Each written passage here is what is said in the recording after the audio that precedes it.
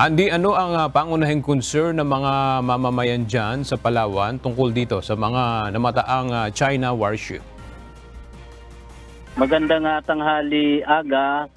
Ito ang unang pagkakataon na nakita ng malapitan ng mga residente dito sa Palawan, partikular doon sa Balabac, ang pagdaan mismo ng warship ng China. Kaya naman nangangamba ang mga ito kung bakit malapitan ng nagpapakita itong warship ng China dito nga sa probinsya ng Palawan.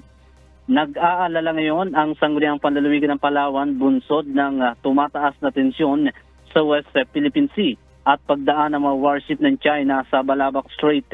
Ayon kay Al Nasir Iba, board member, na monitor ng AFP ang pagdaan ng 4 na barkong pandigma ng China na dumaan sa 12 nautical miles sa Balabac Strait sa Palawan. Sinabi pa nito na nakakabahalang pattern ang pagdami ng mga barkong pandigma ng China sa West Philippine Sea na hindi dapat baliwalain.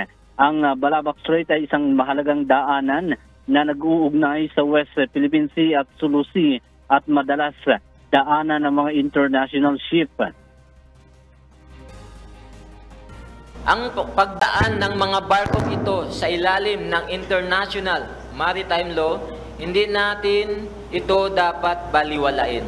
Ang pagdami ng presensya ng mga barkong pangdigma ng China sa ating karagatan, kasama ang mga agresibong aksyon laban sa ating mga personnel, ay nagpapahiwatig ng isang napakababahalang pattern na dapat nating tugunan agad-agad. Noong nakaraang linggo, nakunan ng video ng mga residente ng Balabac ang pagdaan ng 2 naval warship ng China na hindi nila magandang tanawin para sa mga residente. Samantala, iminumungkahi naman ni board member Rafael Ortega Jr. na magkaroon na ng contingency plan ang mga local government unit at iba't ibang ahensya sakaling sumiklab na ang kaguluhan dahil sa patuloy na panghaharas ng China, tulad na lamang nila ng pagtitiyak na magkaroon ng sapat na pagkain, malinis na tubig, mga gamot at alarm system. Na magkaroon na tayo ng contingency plan at paghahanda sa panahon na magkaroon tayo ng giyera at mailathala at maibigay impormasyon sa mga mamamayan. Dahil karapatan ng bawat Palawenyo, nakasalalay din dito ang kaligtasan ng bawat isa. Muli, hindi po natin ginagawa ang bagay na ito para magsimula ng giyera. Kagaya po na sinabi ng ating mahal na Pangulo, Bongbong Marcos, we are not in the business to instigate wars. Kaligtasan ng bawat isang importante.